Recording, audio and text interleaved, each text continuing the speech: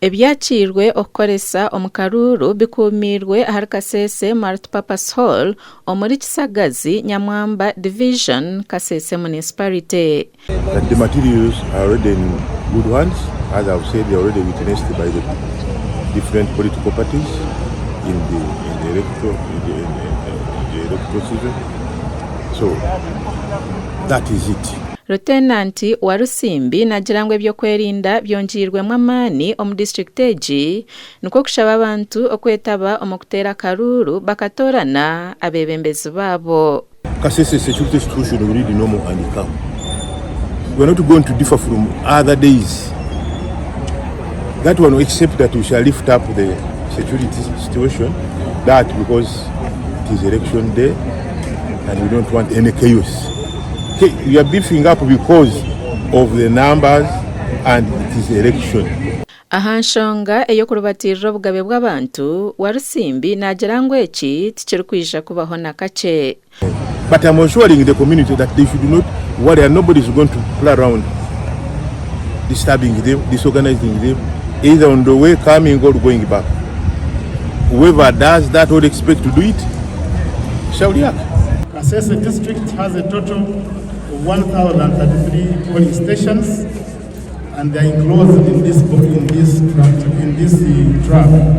Okuteera akaruuru akokutoorana president hamwe n'abanyeshenjero kuroho aha Rwakana orwa wiiki egi. Omugandi RDC wa Shema Jen Muhindo yarabura abatebekanise okureetaho obwesharingo omu karuuru akarukuteerwa aha Rwakana orwa wiiki egi. RDC ebyabigambire Kigarama aha faamu ya Dr. Erioda Tumwesije omu rukiiko orw'abebembezi ba NRM. We encourage our people that this country is not there for trial. We have seen what is happening in other countries neighboring us. We have to ensure that security, when we are going to vote, security is first on our side. When there is insecurity, you cannot dance for insecurity and then insecurity goes. We need a trained and trusted, tested, trained and trusted person to lead Uganda, such that we know that we are secure. When there is instability, you cannot sing an instability course. Abokuba niyo sande ya mheru sande kuzantana okuteera akaruuru so n'abareeta ha okureba okuturakore plan na strategy n'okuturabase okugenda kukunga abantu bitu abaryomu n'abakutura ahiru ya Shemanos okuranga tuje omugwingi omu businge twaterera president Yoweri Kaguta Museveni na flag bearers bitu because mwana shabra nakanje so na twara umugisho kwiga abantu okuboreka omugasho bwo kureba ngo twinaba abateze bakarore mitware no mu constituency eki mwena nishaba ngo bone mitware n'abargiye batera karuru.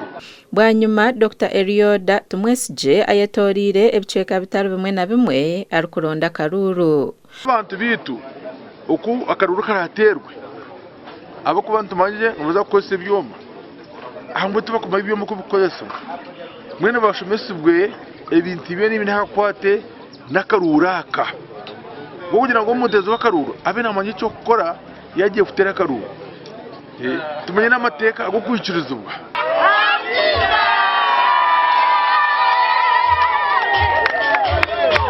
Amakuru gashakwa Gilbert Muhanguzi hamwe na Ari Waso.